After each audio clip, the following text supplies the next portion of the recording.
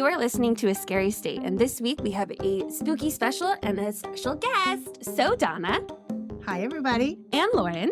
Yes, Kenzie. Let's get started. Yeah, so my mom's on the episode this week. Bet you thought I was going to say your name first. I didn't know what you were going to say first. I just let it go. It was a game time decision. So I guess we can kind of just jump into why my mom is here. So the topic I chose for our special this week is something that Mom and I have been obsessed with. Every time there's a new podcast about it or a new show about it, we have to watch it. We talk about it all the time. It's like, okay, you know how there's been that weird thing on TikTok where you ask guys like how often they think of the Roman Empire? Yeah. This is the same with this. How often I think of this? I've never heard that. Just you two. Just us. Yeah, pretty much. Apparently men think about the Roman Empire I've never heard quite that. often. Yeah, it's like a thing. You're supposed to ask them, like, how often, like, how many times a week do you think of the Roman Empire? And it's like a large number. Are you kidding? Huh. Yeah. Is there a specific age that thinks about it? Or is it just every man in general? Well, I mean, we think about TikTok. Well, let's ask Joe when they get back. Yeah, have you asked Joe? No, I keep forgetting. It has never come up organically. Like if we're watching a TV That is show. never going to come up organically. That's not a topic that you just naturally talk about. Okay. Well, we'll ask when he gets back because we kicked him out of the house. So, all right. So the episode we're going to talk about today is the Dyatlov Pass. Oh, wait, I have the true crime update. Oh. Not on one of our cases, but just in general. Oh, okay. You know the, what's her name? Gypsy Rose? Yes. Oh, yeah. She's getting out of jail. Mhm, I heard. She's been paroled. Yeah. Because she was only in jail for what, a couple years? 2016, so. Jeez. That's crazy. I think- But her upbringing was sad. Yeah. Yeah. Oh, absolutely. But it went from her being like the victim to her also Being the. rolling with it. Yeah. Yeah. And that kid who killed that 3-year-old or 4-year-old little boy, you know, the What? kid with the red hair and the glasses, and he was like, I don't know, 8 or 9. He just No. recently got out of jail too. What? Yeah. Hmm. I'll think of his name. I can't remember his name. It'll be like halfway through the episode. Oh, I remember the name. All right. So, fair warning for this episode. It is not in my native language. Mother Russia. Yes, these words I don't know. I will do my best to try to pronounce them, the places and the names correctly, but it will not be perfect. So, bear with me. It's gonna not be great. It's okay. I said eat tauntaun, Georgia. So Yeah, neither of you can talk. So 9 young Soviet hikers were out on a trek through the Ural Mountains when, in February of 1959, they all died under mysterious circumstances in what is now known as the Dyatlov Pass incident. Is this like Russia's version of the Donner Party? No. Oh. Okay. But that was a good analogy. Yeah. Thank you. I mean, there was no plane crash. She's Wait, gonna the be Donner nicer Party was to a me different now that thing. You're here. Okay. No, I won't. I mean, it was an expedition through snowy conditions. Okay. That's about where the That similarities met end. with a bad end. Yeah, So, kind of sort of. in this stretch. Yeah, a real stretch, but we're getting there. Cool. So today I will get into who these young hikers were, what happened to them, and the theories that exist to try to explain this tragedy. So let's get into it. In January of 1959, 23-year-old hiker, all right, this is where we're getting into the names, Igor Alexeyevich Dyatlov, were leading an expedition to reach the peak of Mount Ortentin with 8 other experienced hikers from the Ural Polytechnical Institute. Ortentin is a mountain range in the northern Urals of Soviet Russia. Soviet Russia. The local Mansi tribe who lived in the region called the area Kholat Syakhl, the mountain of the dead. Mackenzie! That's what I'm saying. I'm trying here. I looked at the pronunciations. I can't even do the phonetical pronunciation of the word. Mackenzie tried to repeat the word too, and she was throwing in vowels and syllables that didn't even belong. Well, I do that with English words, so it's So Russia's only just not even there. Yeah. So this name came from the legend that 9 Mansi hunters mysteriously died or disappeared here. Mount Ortentin is called Don't Go There. Can I just ask a question? Yeah. You can edit this out. So 9 of the Yancey people went missing too? Mm-hmm. Huh. So, Well, that's kind of a coincidence. Mm-hmm. wait, Yeah. Okay, wait. I must have missed something. Okay, so the region I'm here. laughing at your pronunciation of things. So this area is known as Mountain of the Dead.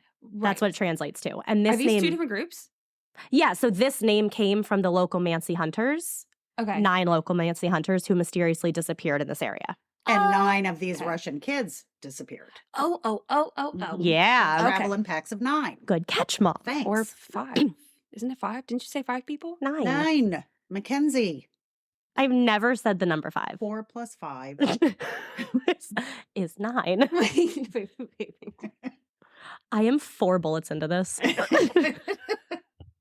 So the initial group you're talking about, how many people? 9. 9. And then the second group. Shit, really? Yes, I have never said 5. It happened in 1959, 5, 9. There it is. but 9. Okay. Okay, so we're going But to... didn't you say 5 people mysteriously? No, No? I said 9. Nobody said 5. Uh-uh. What conversation is going on in your head? I don't know. Okay, cool. 9 and 9. So Yep. you got 18. But they're not together. Well, I know, but total we See, this is how you confuse yourself. okay. 9 and 9. Yeah. 9 and 9. Okay.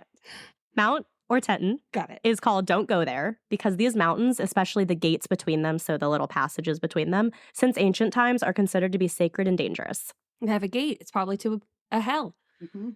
Yeah, always there's a gate of hell. Always a gate to hell. So before leaving, Igor told his sports team that once they arrived in Vizhal after the expedition, he would send them a telegram to let them know he made it.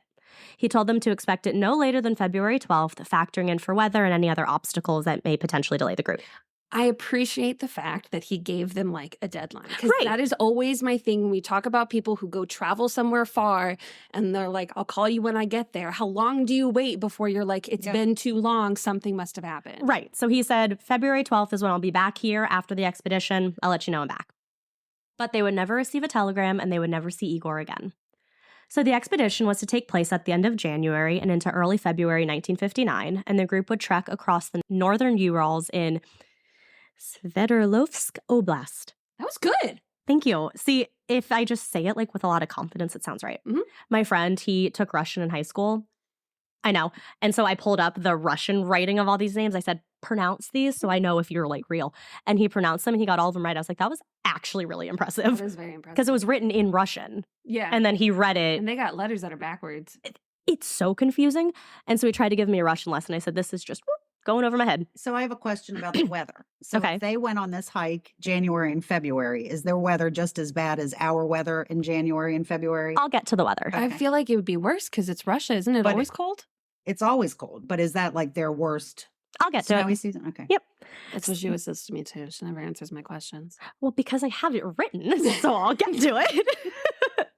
So the group being led by Igor Alexievich Dyatlov consisted of 8 men and 2 women. The one man, Yuri Eufimovich Yudin, would turn around early in the hike due to health issues. So a little about these hikers and who they were, as Kenzie and I always think it's important to highlight and talk about those who were involved in our stories. Igor was born on January... Despite their names. Mhm. Right. Yeah. So Igor was born on January 13th, 1936, and was a leader of the expedition. Not He's only... young. They're all very, very young. In college. Yeah, they're in college, like right in college age. Yeah. So not only was he the leader of this whole expedition, but he was a very talented engineer. He had designed and assembled a radio during his second year at university, and it was even used during hikes in the Sayan Mountains in 1956. He was distinguished for always carrying out tasks, being in great physical shape, having a balanced character, and was very friendly towards others. He was also a very talented photographer. For Igor Dyatlov, the mountains were calling and he had to go. He was brave, confident, experienced, and passionate. This temptation to sing Sound of Music Mhm. is so strong. So those on the trip were Yuri Nikolaevich Doroshenko. Mhm. Yuri had come from a poor family and was very reserved, but he didn't let that get in the way of anything. There is a well-known story about him where one day he was setting a tent on the edge of a forest when Zena, who I'll talk about later, noticed a large brown bear approaching him. She yelled out to Yuri, who immediately started advancing on the bear with only a geology hammer in hand. The bear ran away and Yuri strode confidently back into camp. What's a geology hammer? I don't know, just a hammer they use for geology things. They specified it was a geology hammer, so So like picking rocks or something? probably. Okay. Or That would maybe make it's, sense.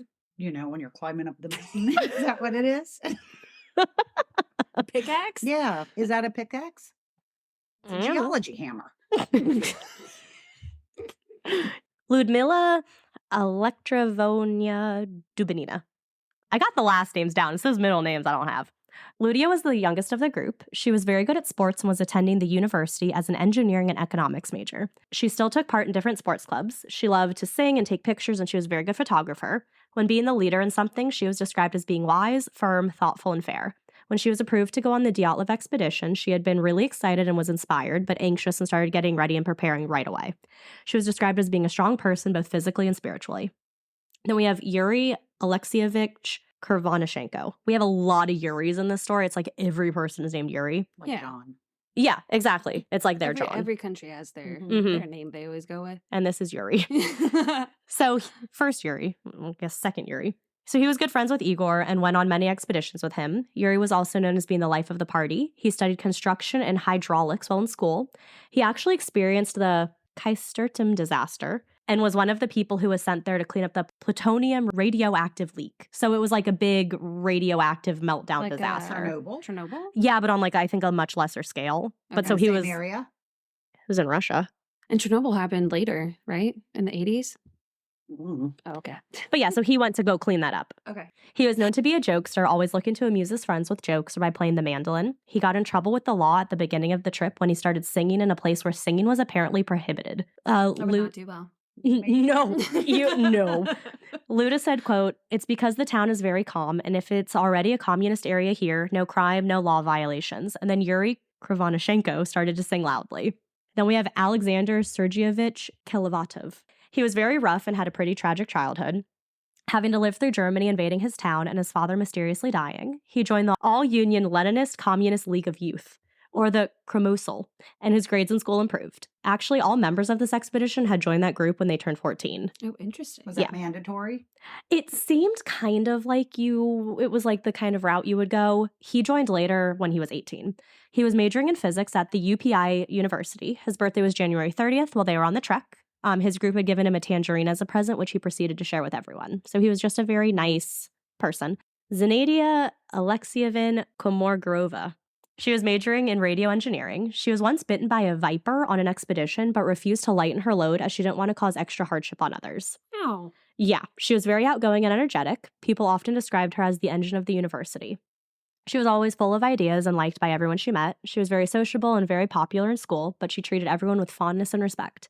Growing up, she helped her family immensely. About her, Yuri Yudin said, quote, "Everywhere she went, she filled the place with the pleasant breath of her soul." Never bad people. I know, right? I know. She and Doroshenko had actually dated for a time and were pretty serious. They had met each other's families. Like, they were pretty serious. So it's believed that Doroshenko had broken up with her at some point. So when the trip came around, they were no longer together.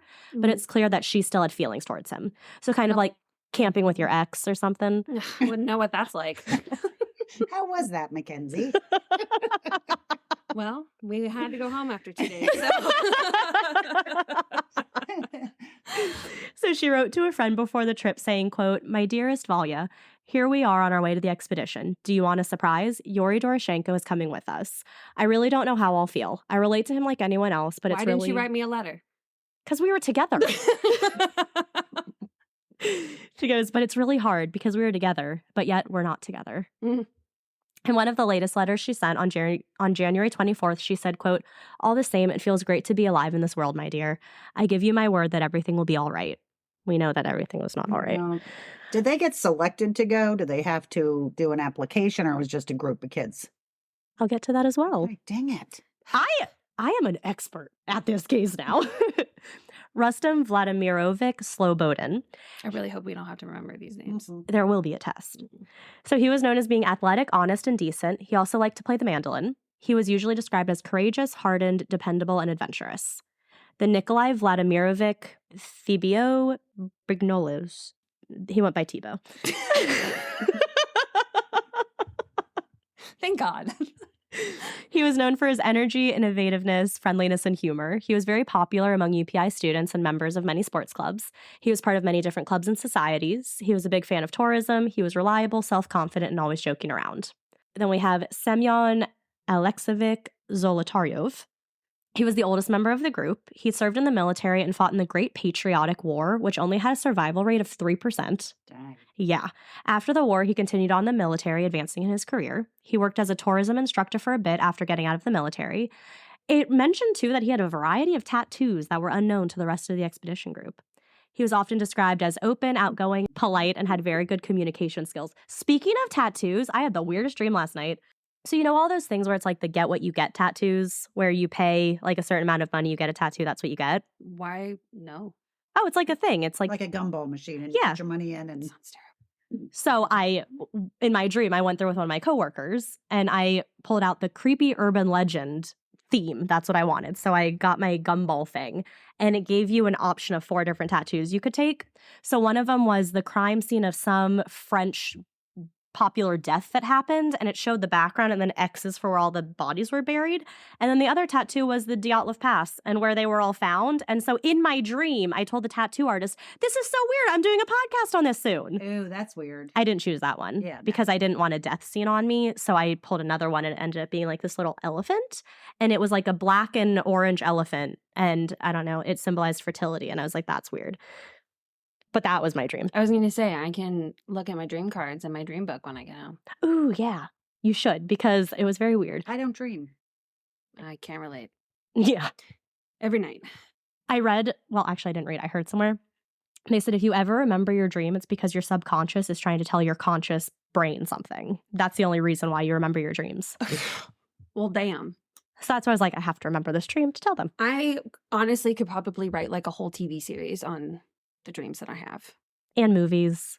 Yeah. There's plot lines, there's settings, there's repeat characters. Do you repeat dreams? No, but I repeat places a lot. Ew. Delve into that, shall we, Mackenzie? We can try.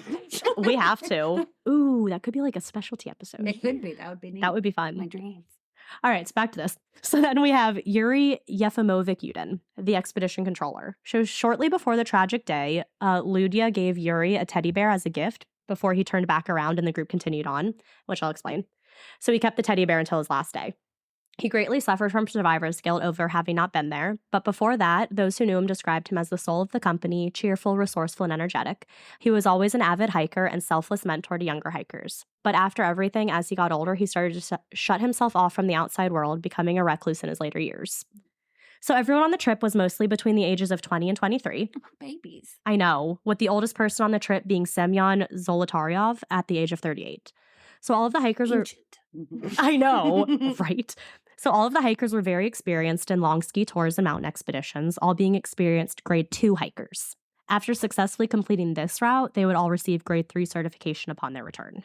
So the reason they're doing this is so that they can get that grade 3 certification. I don't know if they had to apply to be in the group, but it seemed like, you know, Yuri Yudin or Yuri Dyatlov. No. And we probably Igor all knew each other Dyatlov. and trusted each other. So Yeah, they all went to school together, you know. So this route in February was estimated to be a category 3, making this the most difficult time to traverse this course, so the best time to get that certification. So like you said, the weather here is the worst in January and February. That's why it's such a bad hike at this time. So why was So it they can the get the best? certification. So they can get the certification. If they had gone later in the year, it would have dropped it down to a category 2, making it a much easier hike. Oh, I see. So having it be labeled a category 3 is what gets them the Grade 3 certification. Got it. Yep. Okay. And at this time of the hike, grade 3 was the highest certification that was available in the Soviet Union. In order to receive the certification, candidates were required to traverse 190 miles or 300 kilometers. I did a lot of the conversions in this episode. I feel like you definitely have to if you're talking about. Right. And it's always interesting, like, you know, in the US, they'll put feet first and then they'll do meters after. Here it was all meters and I had to translate it into Yep. feet. If Yeah. certain Wikipedia pages, you can tell when they're written. Oh, by the absolutely. country. That's what this one was. Yep. So the route they had chosen had been pre-approved by the Sverdlovsk City Route Commission, and on January 8th, 1959, the group received confirmation that the trek was approved. So on January 23rd, the group was given their route book. This book showed them shockingly what their approved route was. Shockingly. Why is that shocking? It's not. Okay. It's the route book. Here's your route. Shock. Oh, you were making a joke? Yeah. Sorry, missed that. It listed them as following the number 5 trail, and at that time, they were approved for 11 people. The 11th person being Zolotaryov. He had previously been certified to go with the Sugrin Expedition Group, a different group that would also be trekking a similarly difficult route, but he would be going with this group instead. So they were approved for 11 people. They didn't have 11 people, but they were approved for it. They made it to their first meeting point, a hotel, and were getting all of their things together, getting their bags ready, and making sure they were prepared for the trek. From there, they boarded the train to take them to the start of the trip. That same day, the group left Sverdlovsk city, which is now current-day Yekaterinburg, and headed towards Sarov. Thank God we don't have to remember any of these places. The group arrived in Sarov at 7 a.m. on January 24th.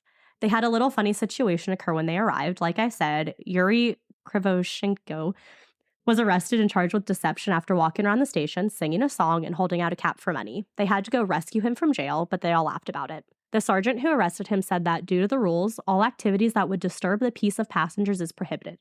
Hence why he was arrested for singing. Which, like, sometimes that would be kind of nice. In a public setting, for sure. Yeah. And they were in a public setting in a communist country. Yeah. So while here, the group spent some time with local school children where they read to them and talked to them about tourism. Zina Komogorova said the kids didn't want them to leave and started crying when they had to head out. They boarded the train to take them to their next stop, and as they were on the train, they all had another encounter with the police. A drunk man aboard accused them of stealing the alcohol from his own pocket, which they obviously did not do. Nothing came of this, so they were fine. In the early hours of January 25th, 1959, the group arrived by train to Ivdel, a town at the center of the northern province of the Oblast place I said at the beginning. From there, they took a train to Vishal.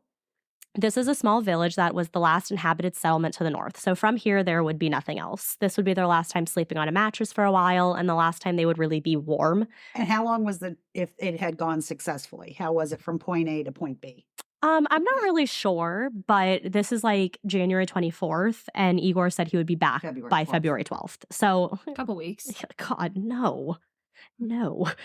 So they were planning on spending the night here before continuing their journey the next day. They bought loaves of bread and ate them to keep their energy levels up, as the next few days were going to involve much more travel.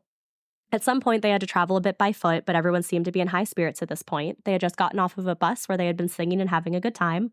When they started walking, they even goofed around a bit and started rolling in the snow. So they're having a great time. Like, spirits are high, everything's good. Unlike us, where our morale was started off pretty low. Morale started off high. We were all like, morale high. And then the next we were like, morale's still kind of up there. And then after the rain, we're all like, yeah, the morale's gone. Like, we're not happy anymore. So spirits started to dwindle for a few on January 26th. As Ludia was writing in her journal before bed that night, she wrote, "Mood is bad and probably will be for 2 more days. Evil as hell." Thibaut wrote, "I can't, although I've tried." There was no context as to what this means, what he meant by it, nothing else. That's all that journal said. Interesting. So do any of the hikers have to have a mental health evaluation before they go off on this huge trek? I have no idea. That's a good question. But I mean, they've done a lot of hiking, so I feel like all of as a group. Not necessarily together as a group, but in order to go on this expedition, you have to be certified up to that still point. Be certified as a hiker and still have, I mean, not you be can. mentally sane. You can, but I feel like, they've all done big things in here, so I feel like they're okay. How much psychology would Russia be looking into in the 50s? Probably. Right, exactly. So on the 27th of January, the group began their trek towards Goro Otorten. But the next day, the 28th, Yuri Yudin, one of the members, had to turn back due to knee and joint pain. He had several health ailments to include rheumatism and congenital heart defect. So at this time, his knees and joints, he couldn't keep going. He wrote about the pain in his journal, documenting how it kept getting worse. He continued hoping that it would get better after time, but he said at some point he just couldn't keep going. It's cold. That's not good for the joints. Right. So he couldn't do it. So the 9 remaining members of the group wished him well, and they continued on their trek while he headed back home. So January 30th, there is a diary entry written on this day. The case file claims that the diary belonged to Zina, but the author of the Dyatlovpass.com, where I got a lot of this information, doesn't believe it's hers, but they are unsure whose it actually is. So they had journals. Each individual person had a journal. They had a group journal that they would also write things in, and then there's this one that didn't have like a name attached to this journal.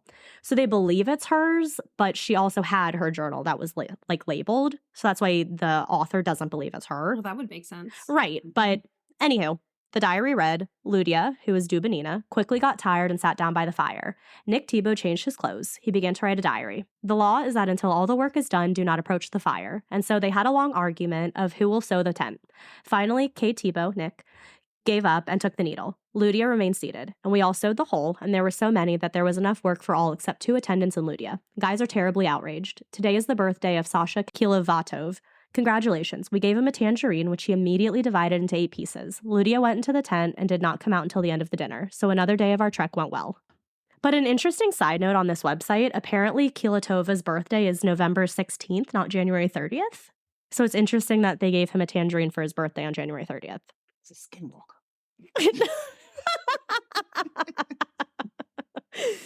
My thoughts exactly. Right. But overall, this was very odd behavior for someone on the trip to be exhibiting. Like, they've all been on these trips before. They know these expeditions. They know you get stuff done before you kind of sit and relax. Question. Yeah. I'm assuming there's like a bunch of holes in their tent? Yeah, so they said that the tent, it had some holes in it, so they were sewing them up before continuing on, but they weren't holes that would be detrimental to their trip. Do they all share one tent? Yes. Okay. So it was 2 5-person tents sewed together. Okay. So, because there's 9 on the trip. Right. So it's enough room for them to be in there. They have like a stove that would keep most of it warm. They had different Okay. areas in the tent for all of their different things, like shoes, clothes, Got it. Yes. And the tents were held together like pretty well in the middle. So it's a good tent. It's Mhm. going to be sturdy. It's going to help them what they need to do. So this was odd behavior, like I said, for the trip, especially when all of them are aware of what their roles are on the team and that they need to work together as a group to make this trek possible. And it sounds like in the beginning of that journal entry, it sounds like there's tension. It sounds a little bit, yeah, And then at because the they're mad at end- Ludia for kind of going off Right. and doing her own thing when they're like, you need to be helping. Like, Right. we don't go to our tents and just relax until everyone's ready. And then at the end, it's like, good trek. I'm like, doesn't sound good. No. Sorry. Yeah. Is she also the same one who we heard from before who was saying that like there's going to be like Yeah, so Ludia's the one who was like, he's Evil evil or or something. whatever? yeah, evil as hell. Like, Okay. I'm not going to feel good for 2 days. So the group finally made it to the edge of the highland area on January 31st. This is where they would begin to prepare for climbing. So as a grade 3, it required some climbing. Before they began, though, they did set aside surplus food and equipment and hid it in a wooded valley so that it would be available for their return trip to lighten their load. This is what is known as a La Paz, a shelter place where things are stored in order to lighten the load for people to come back to later. Smart. So now we're at February 1st. The next day, the group started to move through the pass. So February 1st, they're moving through the pass. Their plan was to get over the pass, then make camp on the opposite side for the night. They had started later that day than they had wanted and had only hiked about 2.5 miles when conditions on the mountain started to get bad. Snowstorms were rolling in, bringing with them wind, snow, and decreased visibility. They ended up losing their way a bit and deviated more west than they had planned towards the top of Kholat Syakhl. Mhm. They quickly realized their mistake, but it wasn't that big of a deal. They could easily correct the next day, so they decided to set up camp where they were on the slope of the mountain at about 5 p.m. I have a question. Yes. When you say pass, does that mean there's like 2 mountains and they're going between them? I think Finding so. Nemo. Go through, not around. But yeah, so I think that's like what a pass is. Okay. So they set up at 5. It's curious, though, why they didn't descend less than a mile, 1.5 kilometers more downhill to a more forested area that would have provided additional shelter from the weather, because it's like you don't usually camp just out in the open. But at this point, they were only 5 miles away from Mount Ortorton. Uden later speculated the reason why was because, quote, Dyatlov probably did not want to lose the altitude they had gained, or he decided to practice camping on the mountain slope. Oh, Makes sense. okay. Either way. Once they had settled in around 6 or 7 p.m., they had their dinner. Then 1 or 2 of the members had left the camp to relieve themselves. It was believed to be Zemyor Zolotaryov and Thibault. So February 12th, this is the day that Igor had told his sports teams he would be back in Wiesel and that he would contact them upon his arrival. So when February 12th came and went, his team wasn't too worried yet, especially because Igor had told Uden that he expected the trip to take longer. So if he didn't contact him by the 12th, it didn't really mean anything. He projected the trip would be longer anyways, and delays with big trips and expeditions like this weren't unheard of, so no flags were raised yet. February 20th, this is when the parents of the hiker started to worry. So the head of the sports club at UPI, Lev Semyonovich Gordo, the one who Dyatlov said he would send the telegram to when he arrived, actually told the parents of Dubinina and Kolyavitov that he had received a telegram about the delays to try to calm them. So he was like, I got a telegram, like they're fine. He didn't get a telegram. He just Liar. How are they going to send a telegram? Right. So he just didn't want to freak out the parents that they hadn't heard from them yet. But by the time February 20th rolled around, relatives of those on the expedition started to worry that they hadn't heard back. And at that point, they demanded a rescue mission be launched after complaining to the local head of the Communist Party. I'm sure that was met Jesus. with hugs and kisses. I think so, yes. So all of the negative attention and publicity was unwanted, so action needed to be taken immediately.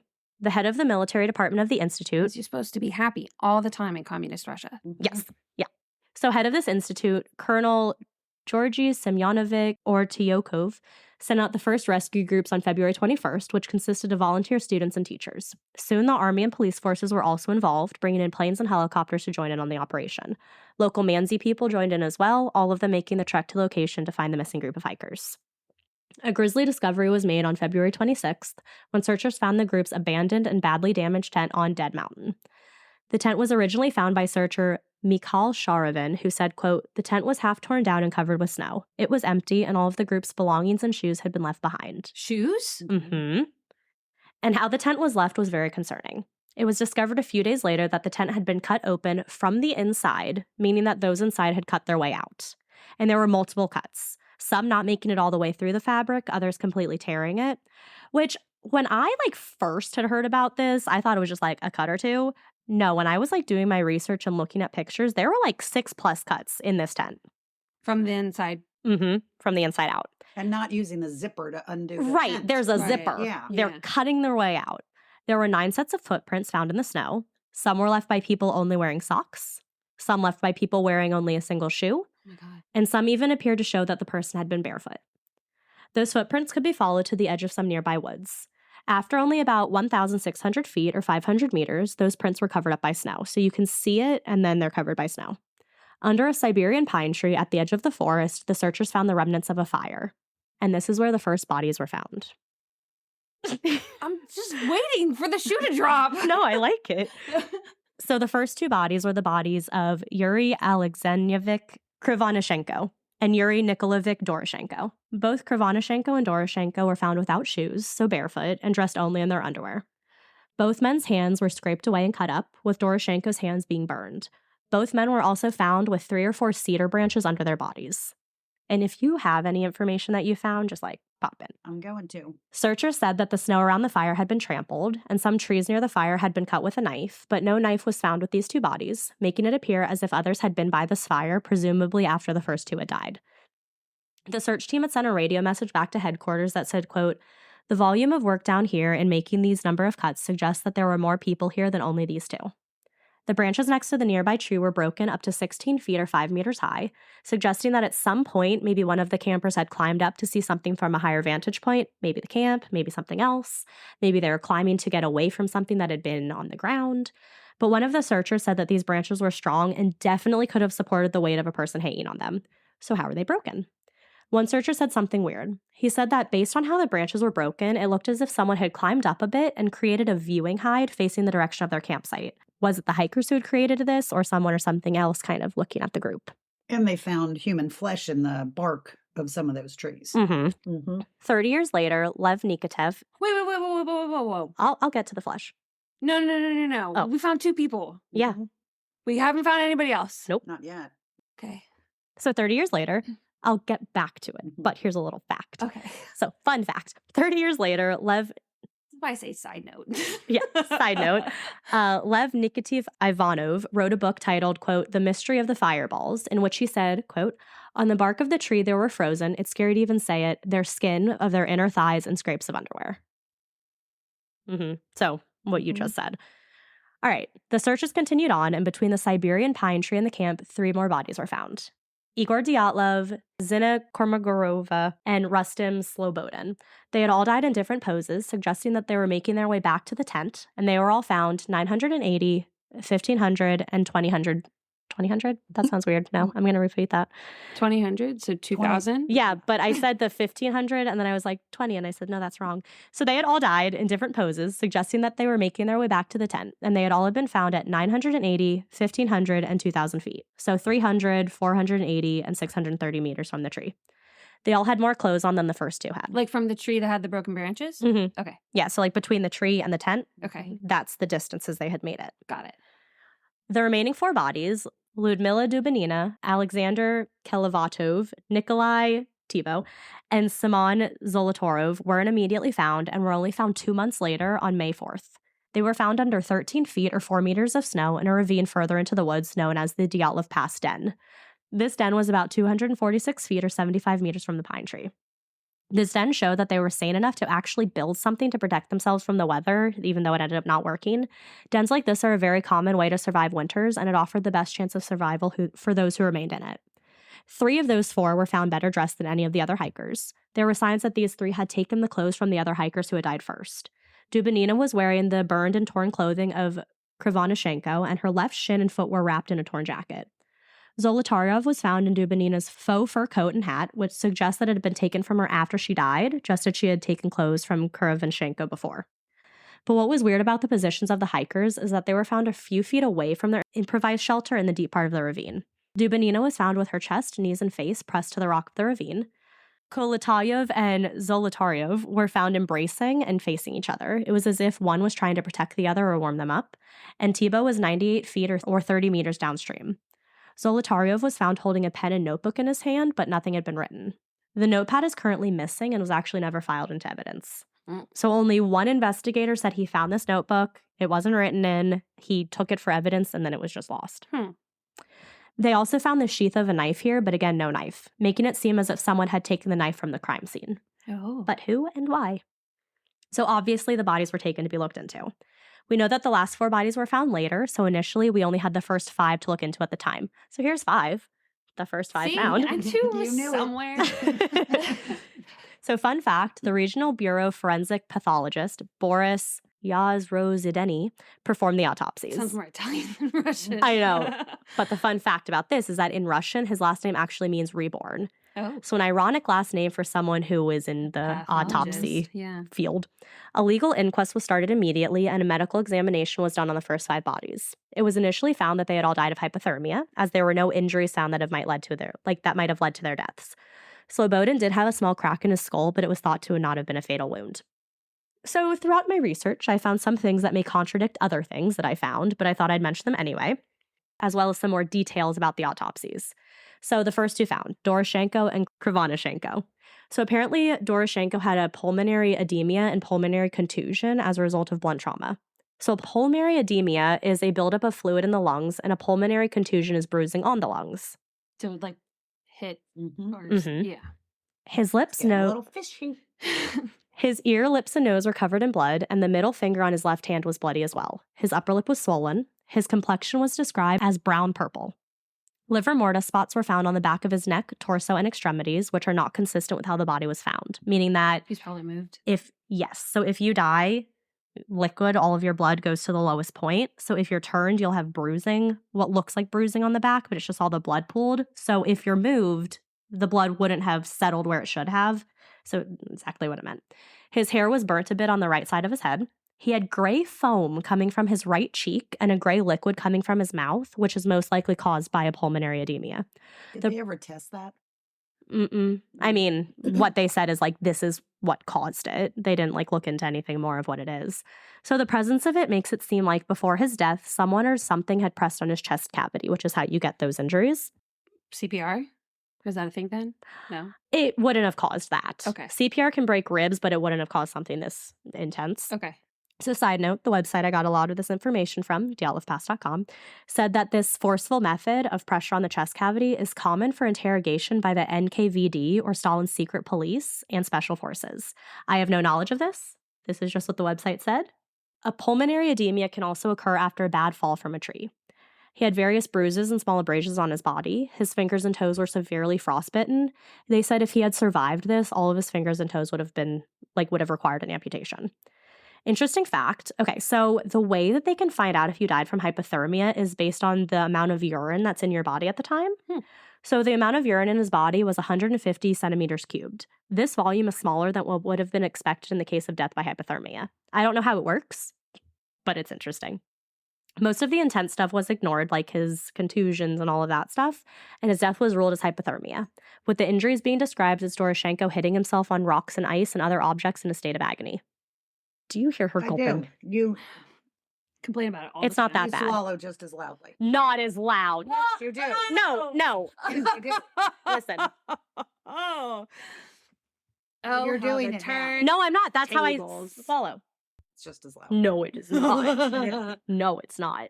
It's not that loud. It is. Today's a great day. Wish I had a water gun. So it was determined that death had occurred 6 to 8 hours after his last meal.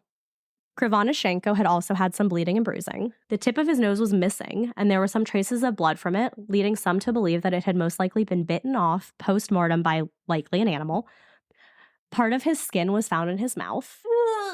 It was believed to be part of his knuckle, as part of his knuckle was missing. It's determined that he bit off a piece of it in an attempt to either stay awake, to stifle a cry, or to get some response to his unresponsive hand. So they're thinking maybe his hand was frostbitten or fell asleep and he was trying to bite it to wake it up. Holy shit. He also had third-degree burns that cannot be sustained if you fall asleep still alive, meaning that if you're sleeping and you start to get these burns, you'd be woken up by the pain. Mm-hmm. And the skin on the back of his hands were torn. There was blood between his fingers. His index finger was also torn, and the skin of his left shin was torn and covered in blood. Cause of death was determined to be hypothermia. Both of these two men suffered from what was the most believable death of hypothermia. It appears their clothes were removed by the other hikers in an effort for them to remain warm, and the two men were carefully and respectfully laid side by side after death, which could account for the liver mortis spots being found on Doroshenko. Okay. The next three were Dyatlov, Komorgorova, and Slobodin. So Dyatlov was found with his head facing towards the tent. His hands were found clenched into fists, folded in front of his chest, and he was face up. And on his wrist was a watch that had stopped at 5:31. His jacket was unbuttoned, which is odd for someone dying of hypothermia. His complexion was described as bluish red. He, too, had minor abrasions on his face with dried blood on his lips. The blood is believed to be from him having vomited blood at some point. Abrasions were present on his ankles as well. Interesting, the metacarpal phalange joints on the right hand, thank you, had brown-red bruises, which is a common injury in hand-to-hand fights. But there were no internal injuries. Cause of death determined to be hypothermia. What are the animals that are indigenous in that area? I'm not really sure. Would it have been too cold for many animals? That's Yeah, what I would I would think. think. I would think there wouldn't be many animals out at this time. No. Because, I don't think they're Unless birds. it's like the snow tiger. I'm pretty sure that's native to Siberia. I did Siberian not look, honestly, into the animals. because it's not a theory that is sustainable. Right. Yes. Right. So Komorgorova was found face down, also with her head towards the tent. Her skin was a purple-red color. She was the most well-dressed with the most protective clothing out of the three. She had abrasions and bruises as well, with an unusual gray area above her right eyebrow. She was missing some skin on her hands. Her fingers were frostbitten. There was a baton-shaped bruise on the side of her waist. Cause of death, hypothermia due to violent accident. I looked up what this meant, and it didn't really give anything, because looking up violent accident online just kept bringing me up to accidental hypothermia. Mhm. So I was like, it doesn't make sense. So I Right. could not find what due to violent accident meant. And it was marked that she was not sexually active at the time of her death. What? The only reason why this was mentioned was a way to assess the nature of her relationship with Dyatlov, apparently. And if there was a theory that escaped prisoners had killed them. So they're saying that if the escaped prisoners had been the theory, they wouldn't have left the girls alone. Okay. So they're saying that she wasn't sexually active, so that theory doesn't make sense. Okay. It's just weird to say sexually active I know. instead of assaulted. Right, right. But it's Russia. So. Right. It should also be noted that Slobodin's autopsy had been performed by that Ozrov Videny guy alone. So all of the other autopsies had been performed with multiple people, but Slobodin's autopsy had only been by this one guy with no other witnesses. So he had been found face down, head towards the tent as well. His watch had stopped at 8:45 a.m. He had hemorrhages in the temporalis muscle, so like kind of right here, your temple, and minor abrasions on his face, as well as scratches, bruises, and swelling. His lips were swollen. There was traces of blood discharge from his nose. He also showed bruises on his hands that were consistent with hand-to-hand fights as well. He had a fracture on his skull, which the autopsy dude suggested could have been done by a blunt object. The head injuries were also consistent with someone falling and hitting their head over and over and over again. It is believed that he may have lost some of his coordination after whatever this initial blow could have been, which would have sped up his death of hypothermia. So his cause of death was ruled as hypothermia, and that all of the scratches and abrasions could be blamed on last-minute agony, just like Doroshenko's injuries. Yeah. That's crap. Oh, yeah. His injuries, though, were the reverse of what would have happened in a fall. So with a fall, you hit yourself once. Mhm. His were as if you hit yourself over and over and over and over down again. steps or something. Right, yeah. And what's her name had a bruise that was like a baton shape? On her waist. Hmm. It was also determined that his body was still warm when it fell for the last time, as there was a notable heat exchange into the environment, so meaning that the snow around them had melted, meaning that he was still warm when he fell. And a controversial finding about the deaths of these, so liver mortis spots were found on the top surface of the bodies, indicating that they too had been turned over after their deaths. But again, this is noted multiple times that it's controversial. Some believe this, some don't believe it. Then after these last 4 bodies had been found, so the 4 that had been found later, another examination was conducted on them, and this is where things started to get even more weird and what started to change the whole course of the investigation. So the last 4 were Dubinina, Kolevatov, Thibault, and Zolotaryov. 3 of these 4 hikers had fatal injuries. Thibault had major skull damage and had received the skull damage before his death.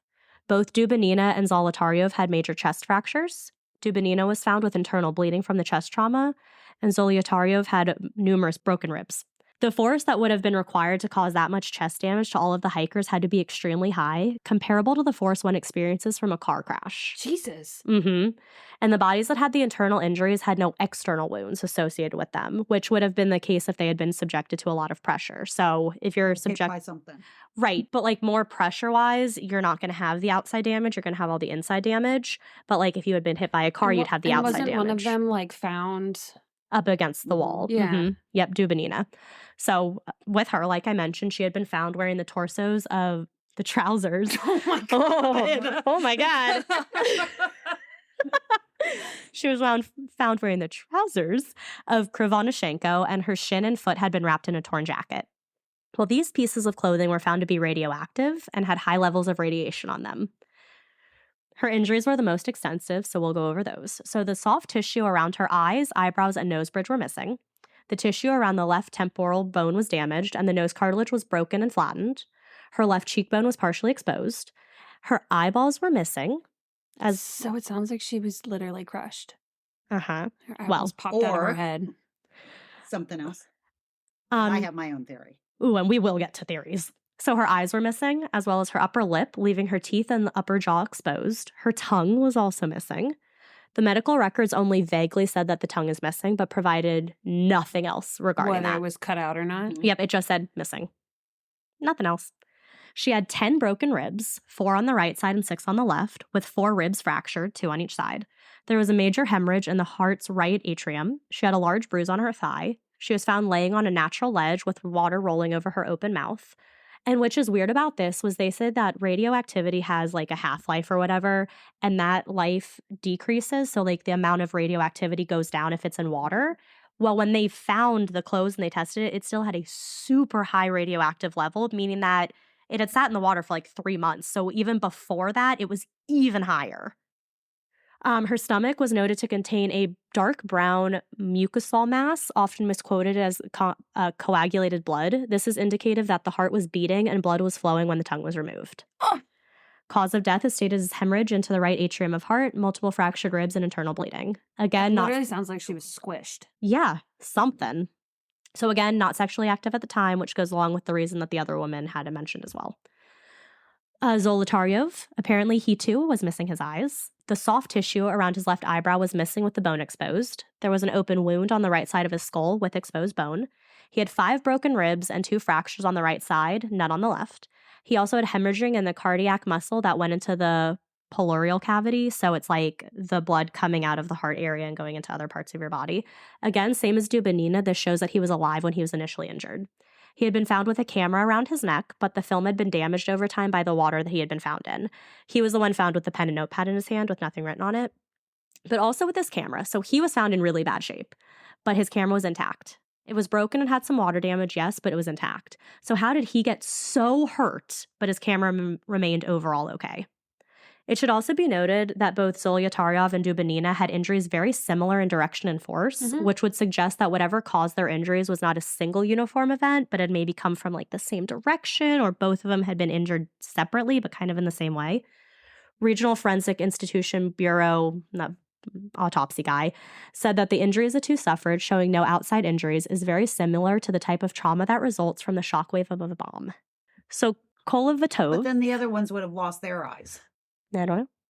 Yeah, I don't buy it. Well, we will get into the theories, which I'm excited about. Kolevatov, his outer jacket was unbuttoned, again, weird for someone supposedly dying from the cold and from hypothermia. The waistband of his sweater and lower parts of his pants tested radioactive. His skin was a gray-green color with a tinge of purple. He was missing the soft tissue around his eyes, his eyebrows were missing, and his skull was exposed. The cartilage of his nose was noted as being unusually mobile with the base flattened and the nostrils compressed. So this usually means that a bone, like that your nose is broken, but not necessarily, but it leans kind of towards that way. There was an open wound behind his ear and his neck had been deformed. Skin was consistent with putrefaction of being in a wet environment. The wounds, like the deformed neck, open wound, and potentially broken nose, could have been from a fight that could have taken place and be the cause of death, though we don't have any indications that there was a fight of any kind. Or it was just from the natural elements of how long his body had been left outside. But it should be noted, which this website notes, that the blow behind the ear and the snapped neck are all common signs of killings performed by special forces. I was going to say, it sounds like someone snapped his neck. Mm-hmm. If it's deformed. Right. But interestingly, the autopsy didn't go further into these injuries at all. They essentially acted like these injuries weren't even there. Then we have Thibault. 2 watches had been found on his left arm. One was stopped at 8:14 and the other was stopped at 8:39. He had multiple fractures to the temporal bone. When was, there was 5:30 and then what was the other one? Was in the 8 o'clock hour, I thought. 8:45 a.m. And so these 2 times were what? 8:14 and 8:39. So they were, well, the watches stopped before the other guys. Yeah. So he also had multiple fractures to the temporal bone, which extended to other parts of the skull. There was bruising above his hip and hemorrhaging on his lower forearm. The autopsy guys said that even a fall on a rock would not cause this massive and unusual fracture that Thibault had suffered. It is believed that he could have abstained these injuries as a result of being thrown or falling from a height. The fracture of the brain would most likely occur from being hit by a car at a high speed rather than just from falling. The trauma he had also could have occurred if he had been thrown or fallen and hit his head against rocks or ice by a gust of strong wind. So that's how he could have been thrown. Those last 4, all found at the bottom of a running stream of water when May came around, had soft tissue damage to their face and head. The forensic expert that performed the postmortem examinations determined that the injuries of those with the soft tissue damage had acquired these injuries postmortem due to their bodies being in the stream. So I found a list of the available parts of the inquest files that journalists had found and reported on. So it gives a nice sum up of the results of the autopsies and kind of the camp area. So, quote, 6 of the group members died of hypothermia and 3 of fatal injuries. There were no indications of other people nearby on this mountain apart from the 9 travelers. The tent had been ripped open from within. The victims had died 6 to 8 hours after their last meal. So can I ask a question? So the other 9 from that Banshee tribe or whatever it was Mansi, called. yes. Mansi. So they were never found? So it was just the rumor. Okay. It's the rumor for how it got the name Dead Mountain. Okay. Yeah, it was never like actually reported on or like documented or anything. It was just like kind of the local rumor. Okay. And no research has been done on that. Mm-mm. Okay. I mean, there could have been, but it's just one of their local rumors, so I didn't look into it. Yeah. So the tent had been ripped open from the inside. The victims had died 6 to 8 hours after their last meal. The traces from the camp showed that all group members left the campsite on their own accord on foot. The appearance of their corpses had a slightly orange withered cast. But didn't they say there was more footprints? There were 9 for the 9 people. Okay. Yeah, so they said that there was something that showed that there was more people there than should have been. Nope. 9 footprints for the 9 people. Yeah, I think you're like imagining things. I swear to God, I'm listening. Some levels of radiation were found on the victims' clothing. To dispel the theory of an attack by the indigenous Mansi people, our autopsy guy stated that the fatal injuries of the 3 bodies could not have been caused by human beings, quote, because the force of the blows had been too strong and no soft tissue had been damaged. Released documents contain no information about the conditions of the skier's internal organs, and there were no survivors. So that's what was found on those inquest files. At the time of this report, the official conclusion as to the group's cause of death was due to, quote, a compelling natural force. But the inquest officially ceased in May of 1959 when there were no guilty parties to blame the deaths on. The files were then sent to a secret archive. A secret archive? A secret archive. Secrets.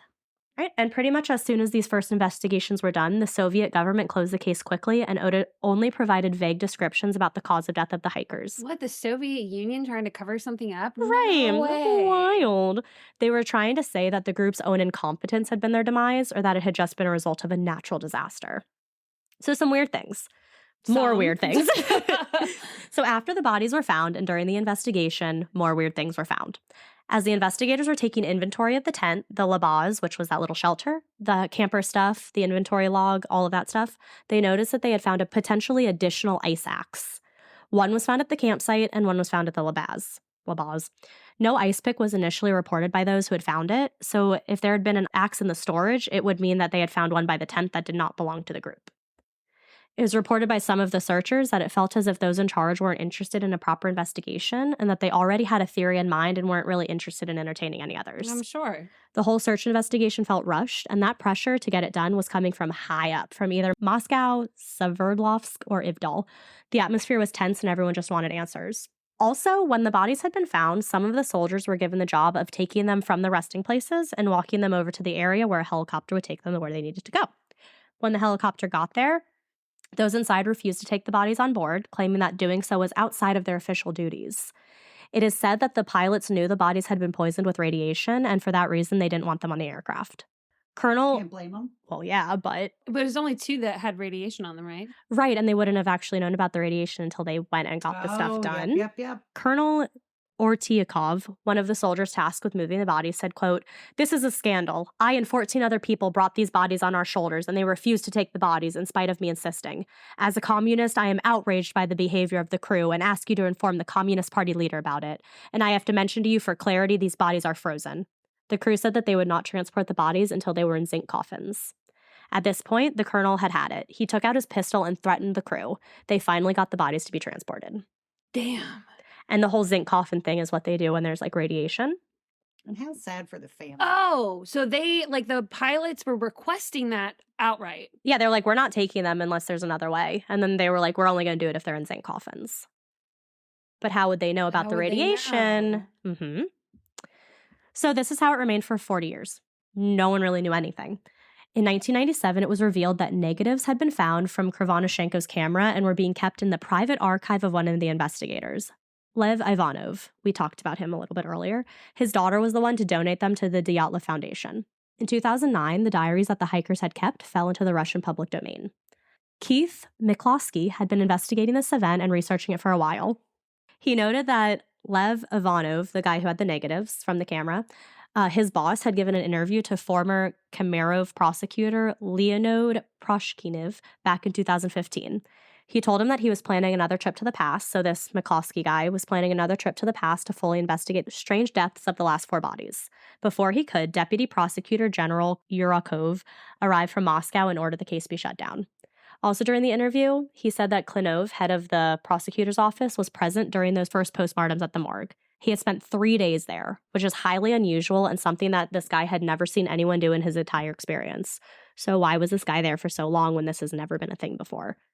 Then something weird came out in 2018. On April 12, 2018, journalists from the Russian tabloid newspaper Komsomolsky Pravda initiated the exhumation of Zolotaryev's remains. This is where contradictory results were obtained. So this part doesn't make a ton of sense, but one expert who looked at the remains said that the injuries resembled that of a person being knocked down by a car, which we have heard of the internal injuries. DNA analysis on the remains did not show any similarity to the DNA of living relatives.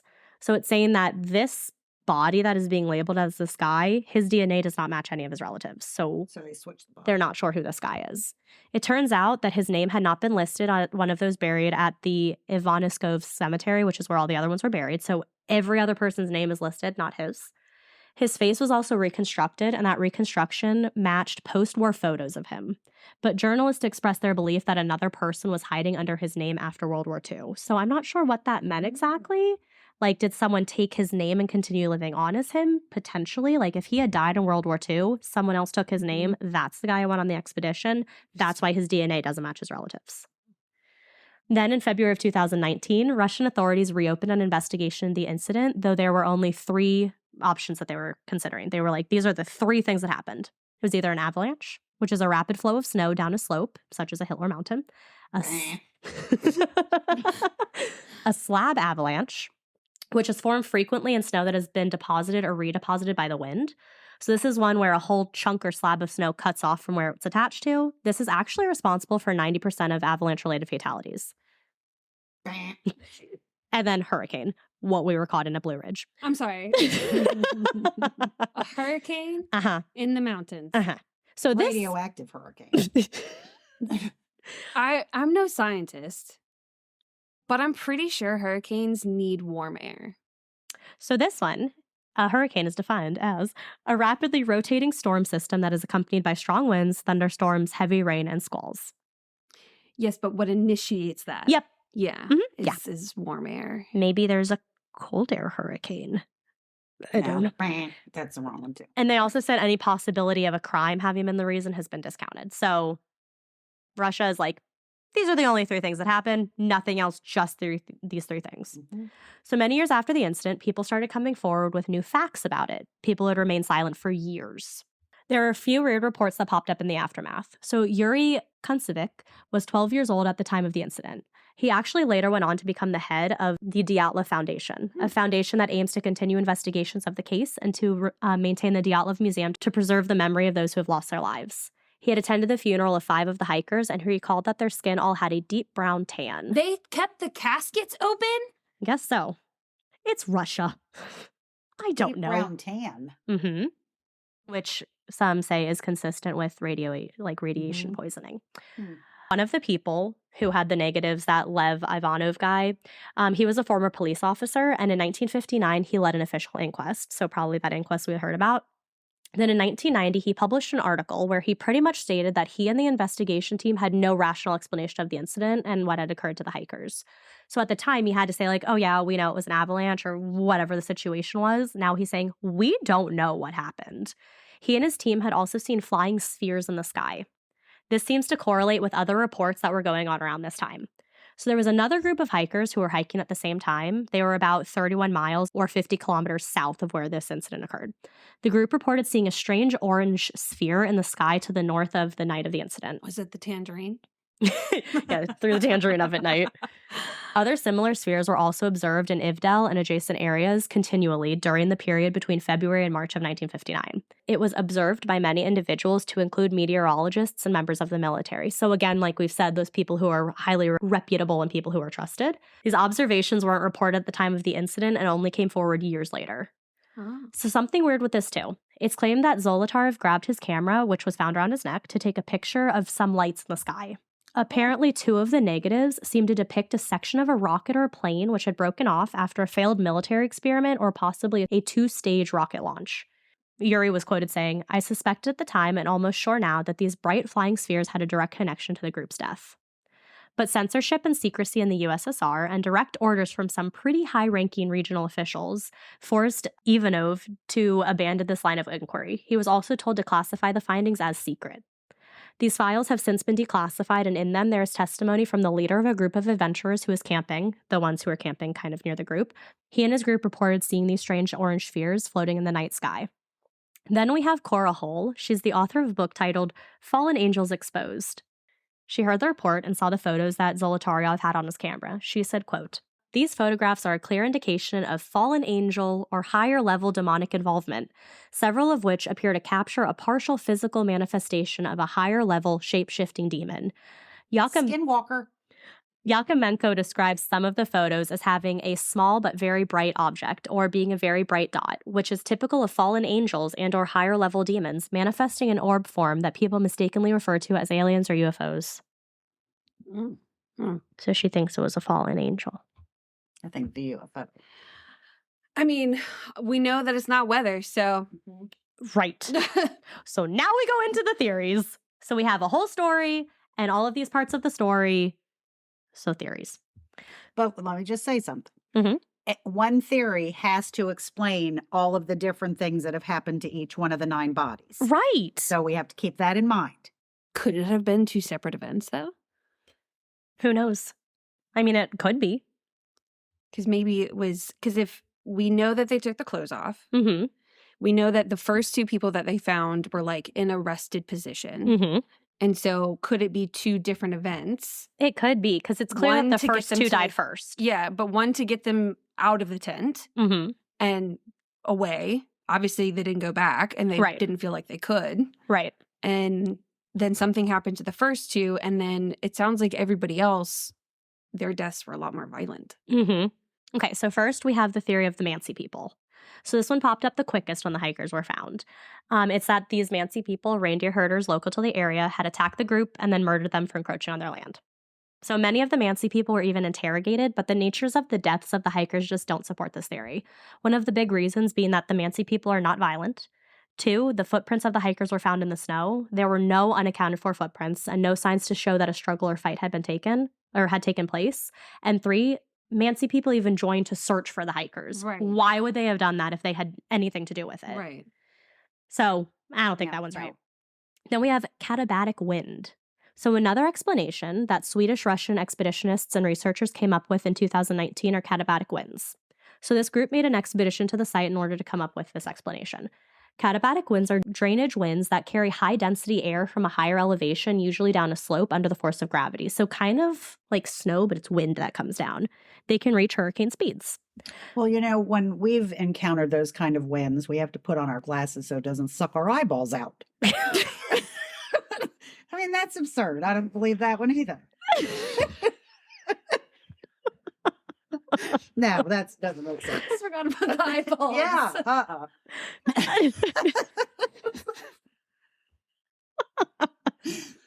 Oh, man. So these winds are very rare, but can be extremely violent when they do occur. So they're actually blamed in the 1978 case at the Ural Mountains in Sweden, where 8 hikers were killed and one was severely injured because of winds. But according to these expeditionists, the topography of these 2 areas were very similar. So they were like, oh, because they're the same, it could be the winds. If there had been sudden katabatic winds, it would have been impossible to remain in the tent. So the hikers would have had to get out, tried to cover it with snow to keep it in place, and search for a safer shelter. A flashlight had been left on top of the tent, possibly as a way for the group to find their way back to the tent after the wind had died down. But what's weird about this flashlight is that when it was found, it was off, but it was still switched into the on position, meaning like it had died, but it was still in perfectly working condition. But it was found on top of 10 meters of snow. So it was found on top of the snow. The searcher who found it, Slopsov, said, quote, "It was strange that while there was a layer of snow, let's say 5 to 10 centimeters thick under the flashlight, there was no snow on top of it, and it snowed slightly on either side. So it feels like maybe it was kind of placed for some reason." It was then presumed that 2 bivouac shelters, which are shelters usually of a temporary nature made, they think that one of them collapsed, leaving those 4 hikers buried with the severe injuries that they had been found with, though I don't think that would cause that many injuries. Another theory that came along with this one is that high winds came through and blew one of the members of the group away, so the others rushed out of their tent in an attempt to save that person. And ran through a radioactive cloud. But this one doesn't make sense because a large experienced group wouldn't have reacted in this way. And if the wind was strong enough to blow away a whole person, the tent would have blown away as well. Yeah, everything else would have been gone. Yeah. Like we saw at Blue Ridge with the tents flying in the air. Right. So yeah, stupid theory. I don't believe this either. Then we have infrasound. So Donnie Eacher wrote Dead Mountain in 2013, which he suggested the theory of infrasound. He said that the wind going around this mountain created a Kármán vortex street, which is capable of producing infrasound, which can induce panic attacks in humans as well as a feeling of fear. So a Kármán vortex street is a repeating form of swirling vortexes caused by vortex shedding, which is responsible for the unsteady separation of flow of a fluid around blunt bodies. So just like this weird kind of vortexy thing that happens. So according to this theory, infrasound was generated by the wind that was passing over the mountain. The sound caused physical discomfort and mental distress in the hikers, causing them to feel the need to leave their tent by whatever means necessary. So cutting it out is the fastest way. They also fled down the slope from that fear. By the time they made it down the slope, they would have been out of this range of infrasound, which is where they would have regained their composure and their calm. But in their rush to get out and in the dark, they would have been unprepared for the weather and unable to get back to the tent. But then they wouldn't have lost their eyes, their tongue, I was or gonna been covered say. in radiation. As for the injuries, HR said they came from those group members stumbling over the edge of a ravine into the darkness and landing on rocks at the bottom. I don't believe this one either. Then we have the Yeti theory. So Russian folklore has an entity known as the Chuchuna, which is known to dwell in Siberia. It is described as being 6 to 7 feet tall and covered in dark hair, and it is said to occasionally consume human flesh. Well, it's already wrong, because why would a dark-haired monster live in the mountains? Right. Yeah. There is also the Camouflage for survival. There is also the Menk, which is a kind of Russian Yeti. It's known for being incredibly strong, so this was used to account for the immense force and power needed to cause the injuries that 3 of the hikers had. The Menk is also known for maybe taking soft tissue from his humans, so Dubinina's tongue. One of the hikers wrote in their journal about seeing creatures in the woods, and there was even allegedly a photo taken by a member of the group that captures a creature in the background that could potentially be this Yeti thing. But I saw the photo. It looks like someone in the group needed to go to the bathroom and walk to the edge of the woods, and the picture was taken of them in the woods because you can vaguely see a snow trail from their skis. Mm-hmm. So, no. Another source says that the snowman or Yeti thing came from Evening or Tenton, a satirical propaganda leaflet that the group had put together on the night of the incident. It's very funny. They had this whole thing where they're like, they talk about like the tangerine and they talk about, it's just like a very cute little leaflet they put together. A translated version of that leaflet said, quote, "In recent years, there had been a heated debate about the existence of Yeti. According to recent reports, Yeti lives in the northern Ural near Mount Ortenton." So they're just like making a joke like, there's a Yeti that lives around here. Then sort of off of Yetis, some believe that maybe they were attacked by wildlife, but no animal tracks were found near the campsite. There had been no animals or wildlife around, and if there had been, the tent would have been the safest place to stay in the first place. And wouldn't there be animal hair? There would have been Yeah, something. something. Then we have the Bite premonition. marks. Yeah. Right. Footprints and Something. something. So, no. No. Then we have a premonition or murder theory. So this one I only read about in one place, at dyatlovpass.com, where the author went into a whole article saying that Lydia Dubanina had a premonition of her death. This one I think is so stupid, but I'll add it anyways. So the author went into the theory saying that by some form of telepathy, Dubanina was somehow communicating with her future murderer as her mood and character suddenly changed on January 26th, pretty much right when they left the town of Vizhai. Some things she wrote about in her journal that were off. So on January 24th, she said, "Yes, and I generally like to add fuel to the fire. Damn me to hell." On the 25th, she wrote, "The mood sank. In general, I I'm..." also like to add fuel to the fire. I love a good pot stir. You do. Yeah. Yes, you do. That's my life is pot stir. So she said on January 25th, "The mood sank. In general, I am very, very sad." On January 26th, that's when she wrote, "Mood is bad and probably will be for 2 more days. Evil as hell." On January 27th, the group was together in that town singing songs while playing the guitar. In her journal, she wrote, quote, "This is the last time we heard," then she kept talking about the songs. So apparently it's superstition to not use this phrase. So if you use this phrase, it's kind of like you're incurring that misfortune, but she used the phrase anyways, which people think is weird. She had also been writing very consistently in her journal, and on January 28th, she just stopped. The author said that an experienced hiker would never not keep their journal unless they were aware that something was horrible was happening soon. So kind of like, what's the point of keep writing when we're going to die? To sum up his theory, the author wrote, quote, "The only plausible explanation for such dramatic changes in Ludmila's behavior can only be her premonition of an impending mortal threat due to her ability at the telepathic level to vaguely perceive the terrible picture of her plans being visualized by the murderers, which she simply could not want to believe. But the oppressive negative of this premonition had its influence on her thoughts and actions." Yeah, no. No. She wants her 15 minutes of fame. No, I just don't think anything was weird. I think she was just being dramatic. I'm saying the lady. Oh, the person who wrote this? Yeah. Sabine Luchtenfield, a forensic pathologist from Hanover, Germany, said that it would make sense if a killer had personally targeted Dubanina, as she had the most serious injuries, and it could be symbolic with her tongue and eyes being removed. Yes, postpartum, but maybe she saw something she shouldn't have seen, so eyes were gone. Said something she shouldn't have said, so tongue was gone. Kind of as like a symbolic message to others. But with the diary thing, Zina, Ludia, and Rustem Slobodin all made note about how the group had met some Mansi people and learned some words. They all wrote in their diaries and the phrases that they learned. So one of the phrases was either "I am a river" or "I am in the river," which is kind of chilling when you think about the fact that Dubanina and Slobodin were found in a ravine, and when the weather got better, technically it was a stream. Mm-hmm. So they were found in a river.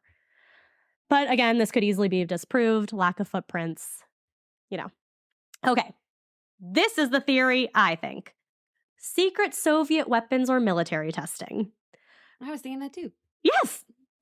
So this theory was first put out by Anatoly Gushchin. He summarized this theory and his research in a book called "The Price of State Secrets is 9 Lives." Ooh. Oh, that's a good Ooh, title. I know. He had a speculative theory that there was a Soviet secret weapon experiment going on. One speculation is that the group inadvertently set up camp within the path of a Soviet parachute mine exercise. Because remember, they kind of went off the path that they were supposed to remain on. Oh, they did? Yeah, they ended up kind of a little west because the weather got really bad. Yes. So parachute mines are when mines are dropped from an aircraft using a parachute. It is believed that the hikers woke up and were scared by the sound of explosions, which is what caused them to cut their way out of the tent. They were unable to come back to get supplies that they would have needed to be without shelter. It is believed that their injuries and trauma came from the mines. So parachute mines detonate in the air rather than on the ground, and they produce injuries similar to what the hikers had, very intense internal damage with relatively small external damage. But apparently, there really are records of parachute mines being tested in the area by the Soviet military at this time. Oh. And more with just kind of the military stuff. Some say that Dubinina's injuries, the missing tongue, eyes, part of the lips, were due to scavenging animals. No. But others say that the bodies were unnaturally manipulated due to the liver mortis found and the burns on their hair and skin. Photos of the tent also show that it was built incorrectly, which is not a mistake that the hikers who are very experienced would have made. Was that like a cover-up? So that's what I was thinking. I was like, could some, like you see in TV shows all the time, they'll like break the window from the inside and like, that's how they get caught. Yeah. That's what I was thinking. Like, did someone go into the tent and do it from the inside, making it look like someone attacked the tent from the outside? But then there'd be an extra set of footprints. Right. Well, could they have been covered up by the time they went to go search for people? So going off of this theory that like the tent was messed up, Yuri Yudin, who had turned around, said that he believes the military found the tent before the volunteer rescuers did. So maybe they were covering something up or trying to hide something. Yuri had also been asked to identify all of the items left behind and say who owned what item.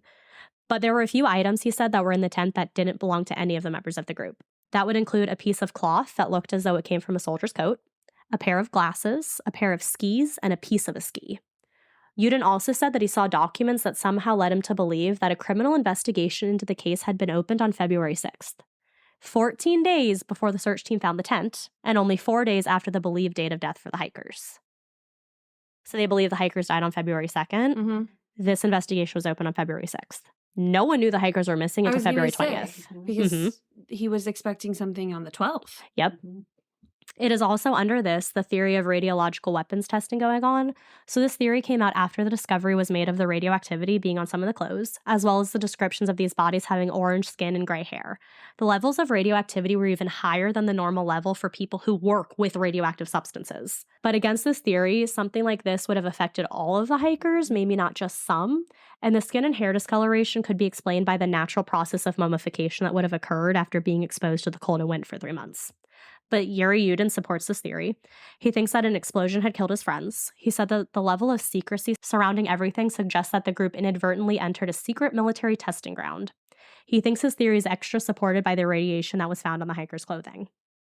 But against this one, apparently there are no records of any launches at the time while the group was in the area. Well, we don't believe that, though. No, we don't. And a historian on Soviet missiles and a senior official with the Korolyov Rocket and Space Corporation, this guy named Alexander Zelenzyakov. He said one launch pad was located in Kazakhstan, which had reached the northern Urals had it been launched, but there were no records of a launch. The Soviet Union had another launch pad, Plesetsk, though it was built in late 1959, but this Zelenskov said that the surface-to-air missiles that would have been launched from the pad had not yet been built, so there's no way there could be, missiles there.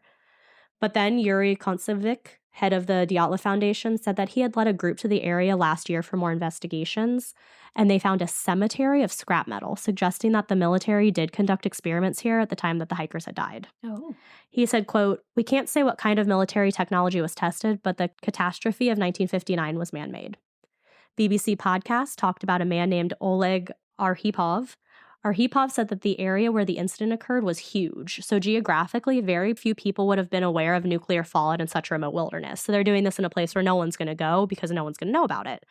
Furthermore, at the time of the hiker's death, a lot of animals and birds had been found dead in that area, and locals, I assume the Mansis, were banned from using water from wells. They had to bring in water from other places. Oh. The Mansi forest warden, Valer Anyamorv, said that reindeer hoarders were banned from the area and hunting was not allowed for 4 years following the incident.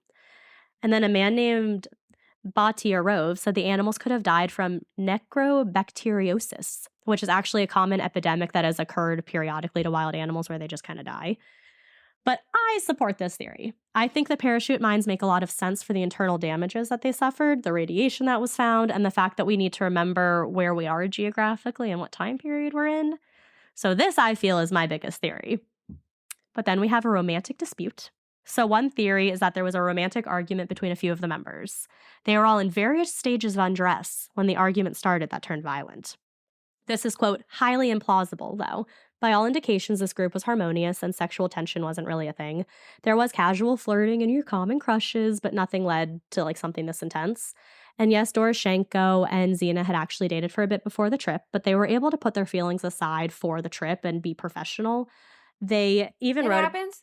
right. They even wrote about it in their diary. Like Zena was like, "It sucks that he's here.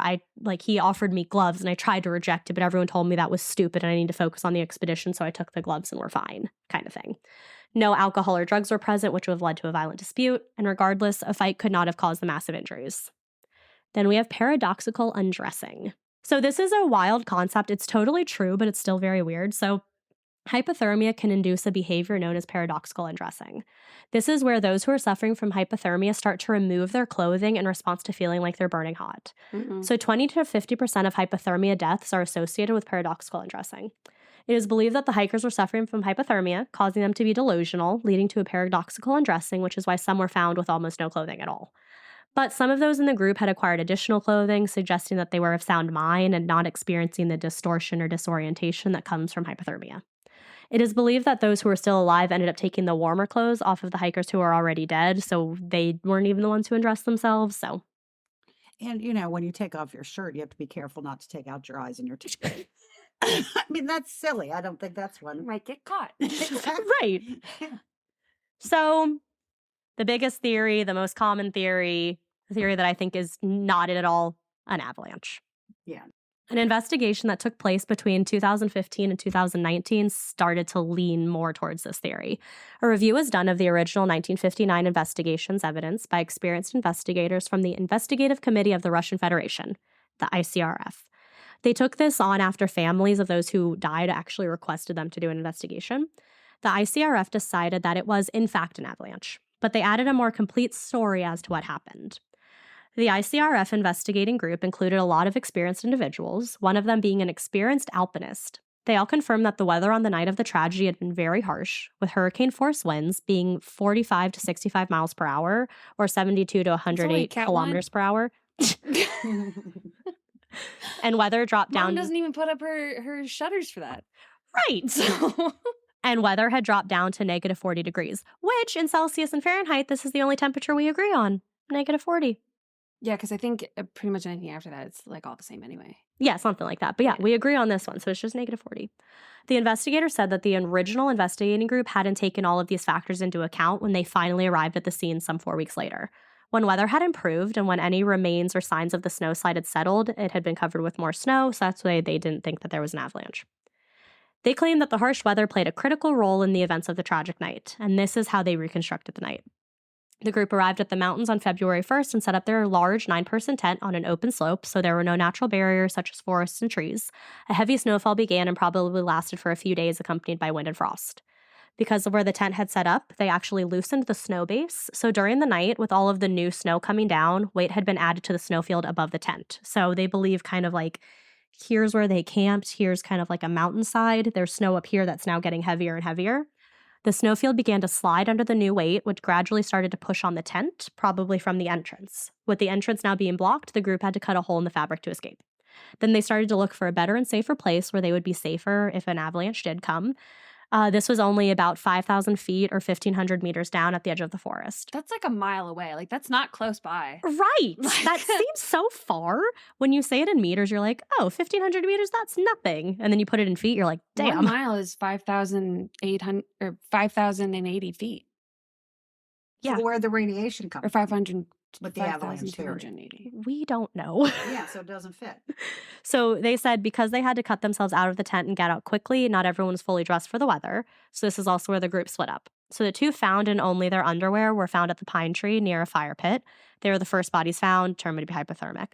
The other group of 3, including Dyatlov, had attempted to climb back to the tent to get better and warmer supplies, most likely probably their sleeping bags. Their bodies were the ones found at different distances and in different poses. The ICRF determined that their poses looked as if they had fallen exhausted from trying to walk in deep snow and extremely cold weather. Wait a minute, though. Already, I mean, I know we don't agree with it anyway, but how would that make sense that like they're all crawling together, and then wasn't he was found furthest or closest to the tent, like to the camping place? I'm not sure. Because his watch was at 5:30 and the other guy was 3 hours later. Yeah. I mean, that doesn't mean when they died, but it's just maybe when they got too I'm not sure. Because usually, like with shipwrecks or stuff. Like, you have to be in the process of dying if these 3 people are together crawling, whatever they're doing, towards where they want to go, and then they all die in different places. Right. Because the places they died from each other are not that far apart. No, they're only like 300 meters, 200 meters, things like that. Yeah, this is a silly one. The 4 remaining all had better clothes and were a bit better equipped and were trying to either find or build a better camping place further down the mountain. And why weren't those 4 crawling with the other ones? Because they were building this shelter. Oh. Their bodies had been found about 230 feet or 70 meters from the fire pit under several meters of snow. They also had the trauma that would indicate they had fallen into a snow hole that had formed above a stream that they were ultimately found in. So saying like they were walking and this like kind of gave out and that's what they fell into. So because of this, the Their eyeballs ICRF came out. Yeah, exactly. Right, that's when they popped out. So the ICRF concluded that the factors contributing to the tragedy were extremely bad weather and lack of experience of the group leader in such conditions, which is why they were camping in such a dangerous place in the first place. After they exited their tents, their next mistake was splitting up rather than trying to build a fire or a temporary camp and trying to make it through the night. The ICRF went on to say that the investigators back in 1959 were negligent, which is why there were so many questions and why so many alternatives and conspiracy theories have popped up after this. Then, as of July 11th, 2020, an avalanche had been named the official cause of death of the 9 hikers. Andrei Kyakov, the deputy head of the Urals Federal District Directorate of the Prosecutor General's Office, made this announcement. So there was, when did the avalanche come to get them out of the tent? When the first 2 died? When the 3 were going back? When the other people fell in a hole? Like, what, was there multiple avalanches? Right, Got it. right. Yep, exactly. The hurricane hit. The hurricane is what took the eyes. Yeah. So it seems like many people and organizations wanted to verify this after the news came out. So later, Swiss researchers used an independent computer simulation and analysis to also suggest and I guess confirm that an avalanche was the cause. In order to do this, they used the Disney movie Frozen. Oh, sweet Jesus. Yes, you heard that right. Researchers used the 2013 Disney Frozen to help prove this theory. Johann Guami, the head of the Snow and Avalanche Simulation Laboratory at the Swiss Federal Institute of Technology, long-ass name, was so impressed by the movie's depiction of snow that he actually asked the movie's creators to share their animation code with him. So he used this simulation tool to pair it with cadaver tests.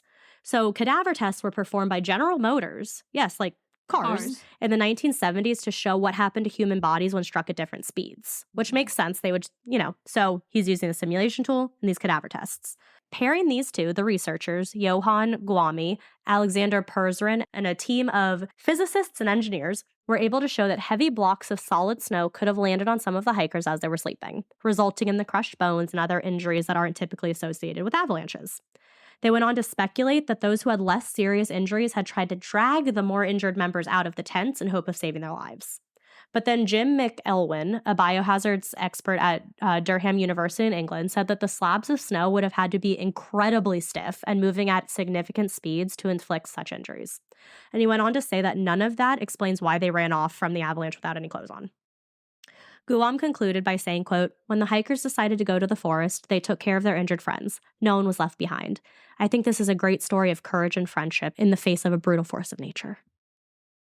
Douglas Preston with the New York Times wrote, quote, "The most compelling aspect of this guy's scenario is that the Dyatlov party's actions no longer seem irrational. The snow slab, according to Green, would probably have made loud cracks and rumbles as it fell across the tent, making an avalanche seem evident. This guy noted that although the skiers made an error in the placement of their tent, everything they did subsequently was textbook. They conducted an emergency evacuation to ground that would be safe from an avalanche. They took shelter in the woods. They started a fire. They dug a snow cave. Had they been less experienced, they might have remained near the tent, dug it out, and survived. But avalanches are by far the biggest risk in the mountains in winter, and the more experience you have, the more you fear them. The skiers' expertise doomed them." Then Benjamin Radford, an American skeptic author, that was his title, American skeptic author, said the group woke up in a panic and cut their way out of the tent, either because an avalanche had covered the entrance to their tent or because they were scared that an avalanche was imminent. Better to have a potentially repairable slit in a tent than risk being buried alive in it under tons of snow. They were poorly clothed because they had been sleeping and ran to the safety of the nearby woods where trees would help slow incoming snow.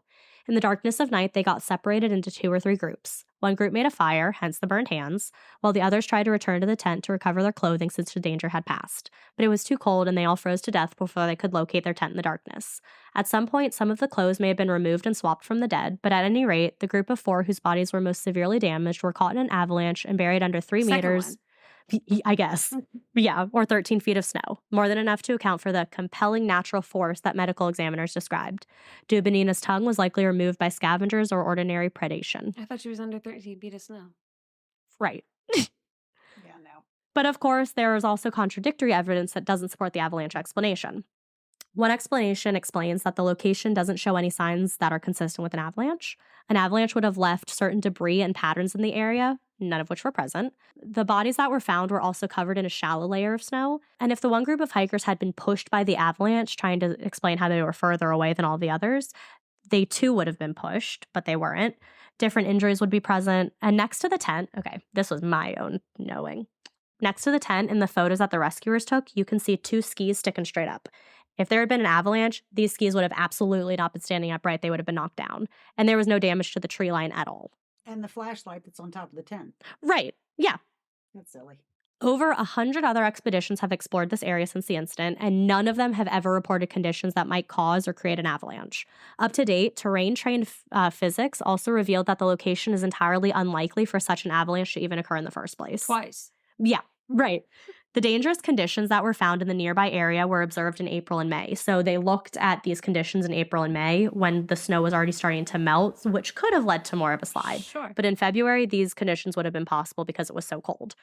The terrain was also studied using a simulation of if an avalanche had occurred. The path that it would take would have gone right past the tent. So not even hit the tent, would have passed it. Keith Might McCloskey. have been why they chose it. Like if they knew they couldn't go on the path that they needed to because of the storm, Mhm. and they didn't have any other option, they might have known that if we put it here, if something happens, we're not in the path of anything. Right.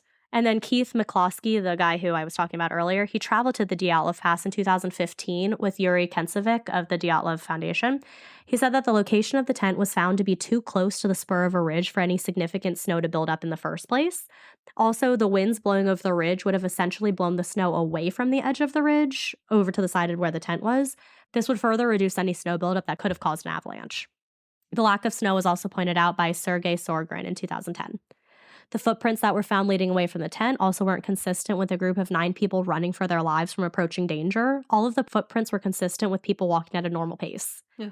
And if there had been an avalanche, how were these footprints still visible? The Yeah. avalanche would have wiped them away. And talking about the experienced hikers, Dyatlov was a very experienced skier. He was leading his own dang expedition, and Zolotaryov was actually studying for his master's in ski instruction and mountain hiking. Neither of these 2 incredibly knowledgeable and experienced men would have ever camped in a location where an avalanche was likely or where there could have even been a potential of an avalanche.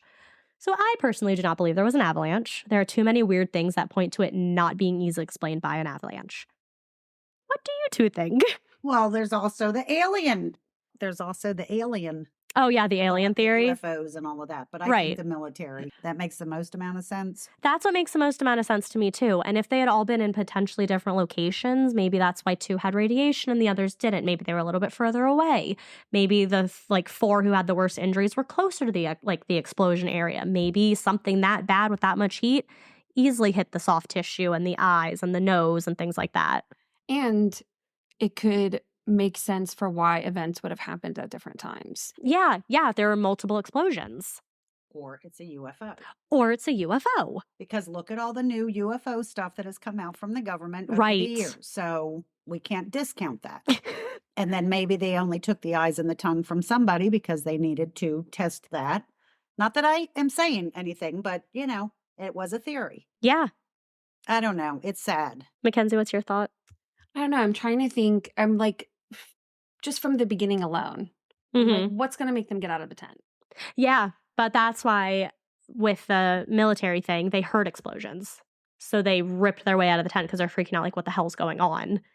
But why wouldn't they go through the zipper? Why would they? Because they wanted to get out quickly. Like the explosions probably freaked them out. And it's a big tent. It's very long. So if you're over in the back area, it's going to take you a while to get out to the front. I mean, I think that there's certain things from each one of these theories that are probably, Right. possibilities. Do I think it's any one theory specifically? I don't. And how do they know that it was cut from the inside? They could tell. They brought It's in like when a burglar punches a window. They brought it in for investigations, and some lady who specializes in these kind of things was able to tell based on the cuts and everything that it was from the outside or from the inside. Were the cuts was there enough made for the amount of people that were there? Yeah. To get out? Mm-hmm. I'll show you pictures afterwards of what the tent looked like when they brought it in. But what was weird about it was they didn't measure the cuts. So they didn't, when they were doing all the stuff, they didn't say oh, this one was 2 feet, this was 3 inches. The only reason they were able to kind of get an indication of how big the cuts were was because in the picture, there's a chair in the background. They found the chair, looked up the dimensions of the chair, and used those dimensions to figure out how big the cuts were. The only thing that makes sense with the military theory is the military piece of fabric. Mm-hmm. I mean, that's new. I hadn't heard that. Right. And the glasses and whatever The other... extra pair of skis and then the piece of a ski. Yeah. Mm-hmm. So that's interesting. Yeah. But that could have been But how would, so if it's a military exercise and they're just dropping bombs, it's not like they're doing combat. Right. They wouldn't know that they were there. Right. And so how would they have been able to get there in time to cover things up if they didn't even know what happened? They didn't know those people were in that area until... Maybe. The only thing I can think to explain that would be they did have their route book that was approved of where they were traveling. They had their route that they had to take. So maybe the military did the stuff and realized, oh shit, these people were kind of close. Let's go see what happened. Or see if anything... Or they're going to look at the damage that the military, the mines made to, kind of document it. And that's when they found them. Did anybody in the other area hear any of the explosions happening? Not the explosions, but they did see the orange orbs, which people believe were the rockets, the parachute mines coming down. They never said, but a lot of people in the surrounding areas saw different orbs that night. Yeah, it could be UFOs too. I don't know. I think when you die, all of the answers to all of the questions, all the mysteries. Dang, I need to know this one. Yeah. That's sad. I feel bad for their families. I know. And how would a bomb not cause external injuries? And was there these debris? Kinds of bombs? Yeah, they said they found a debris field. All right, back from a technical error. So, what was your question again, Mackenzie? My question was, how do they not have external injuries from the bombs? So, at least how it was described with this type of bomb, how it explodes in the air, it just gives internal injuries. It doesn't have... It's more of an impact than it is a... Because it doesn't explode on the ground. Right. So on the ground, that's when you have your shrapnel and all of that stuff, which is what the bombs typically do. Okay. Probably like a nuclear explosion. Yeah, something, because this explodes in the air. Pressure. Yeah. Okay, that would Which is why then. It said the internal injuries made sense, but there was no, there were no external injuries. But there were.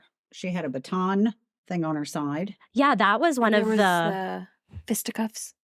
Well, maybe there will be continued investigations. No, I don't think so, because Russia is it was an avalanche, that's it. Yeah, no, but I hope we can come up with the technology to do an actual legitimate simulation. I would like to see the bombs.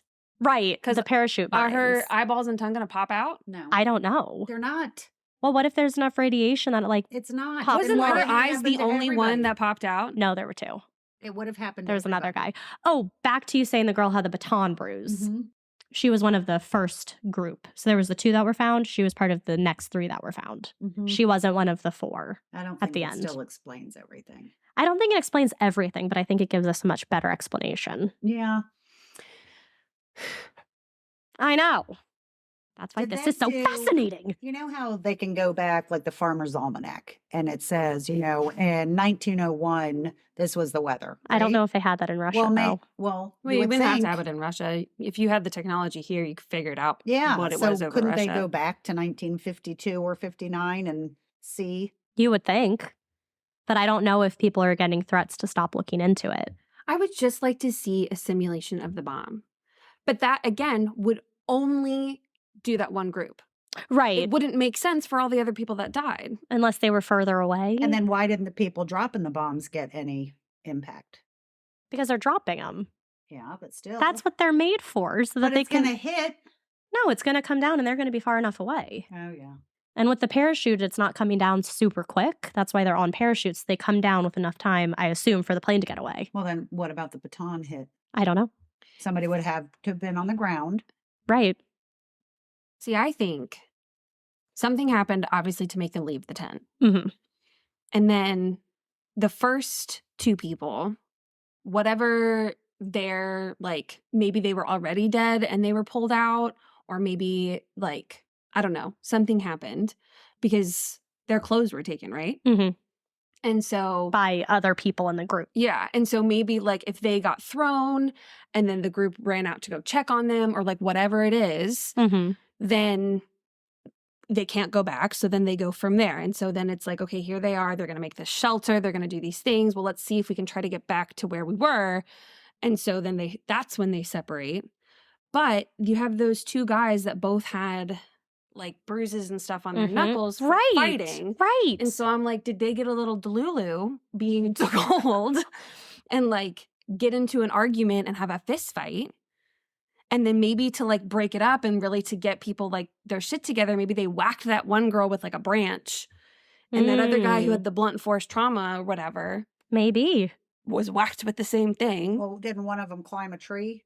It looked like the two first ones who were found had climbed the tree that was near them. Oh, so maybe they climbed the tree and fell. Maybe. But the guy was like, the branches were broken really high up, and they were branches that were strong enough to hold And people. were they branches broken while they were climbing up or falling down? I don't know. Hmm. It didn't really say, but It's it a also Yeti said NATO.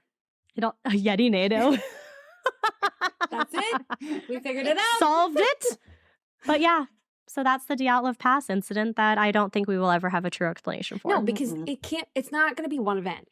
Yeah, no. It's not going to be. There has to be multiple things that occurred in that timeline for all of them. And maybe like one of those bombs did go off, and that's why those two people had the same injuries because they were right next to each other. Right.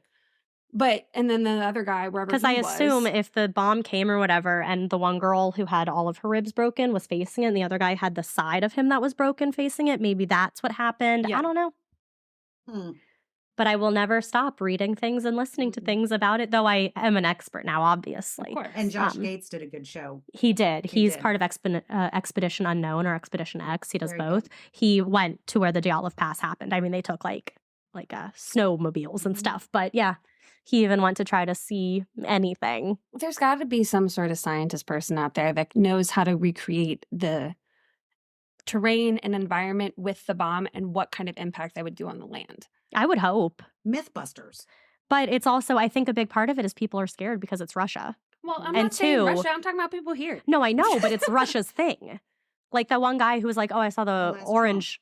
You know. Yeah. He I'm might have sorry. some inside knowledge. But the guy was like, I saw the orbs. Russia was like, no, you didn't.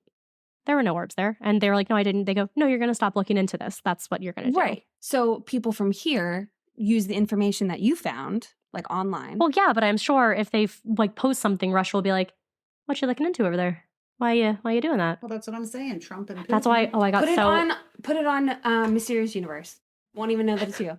That's why I got so nervous. I was doing some of my research, and like sometimes articles will have a little link and you can click into it to go to other articles. It brought me to a Russian page and I was like, no. So I clicked out of it. I was like, let's not click on random links anymore. Let's just go to Google links. I have a great little extension on my Chrome that allows me to translate. Well, it looked scary. It was all Russian. It was like a blog or something. And the main guy's picture in the blog, he was holding a gun. And I was like, I'm not where I'm supposed to be. What if he has the most vital intel? I did not want to spend more than 3 seconds on. I saw the picture. I saw it was Russian. I said, nope, and clicked out of it and said, we're not going back to any of those links. Russians are bad. No, they're not. They're not, but ones linked to this case probably are not too great. But yeah. Oh, that was good. Well, thanks for joining us, Mom. Absolutely. It This was is fun. fun. Because, like, I can't do the Dyatlov Pass without having you No, here. we listened to so many podcasts. So many articles, TV shows, everything. And there was another kind of like Dyatlov Pass. What was that? Oh, yeah. I didn't have time to get into Yeah, that one. We found one that was kind of like that, and that happened in the United States, right? I can't remember. I wrote A it down. Donner Party? No. You really want the Donner Party? No. Oh, it was the Hamar Divan. Yeah. It happened it was before 1959. Oh, it was in Siberia as well. This whole, long story short, we can probably cover it at some point. This whole group goes camping. They're an expedition group. All of a sudden, people are starting to bleed from everywhere and then dying. Like straight up bleeding, passing out immediately. One girl, her last name was Valentina. She was the only survivor of the entire event. So the whole time she's running to try to find someone to help her, she's like, I'm gonna die. Like I'm gonna start bleeding. I'm gonna die. She was picked up by a fishing boat. She was saved and she told her story, but no one knows. Fishing boat in the mountains? No, she was like running down to where there was a stream. Oh, okay. And so she made her way down back to civilization. And someone picked her up and brought her to where she needed to go because they just saw this girl standing shell-shocked on the side of a mountain, like on the side of like the stream. And so they picked her up and brought her to where she needed to go. But it was kind of the same situation where a group of 9 campers or whatever are hiking in the wilderness in Siberia. Right, in Siberia. And all of a sudden, they're all dying mysteriously and no one knows why. Yeah. Weird. I wanted to cover it as like our state facts, but no, well, this was already very long. I had no time. Good job. Thank you. Excellent. Thank you for being here. Thank you for, of Hi, course. Hi, everybody. So, Mom, do you want to say it? So stay scary. Okay, I'll say it. All right, stay scary. Stay safe.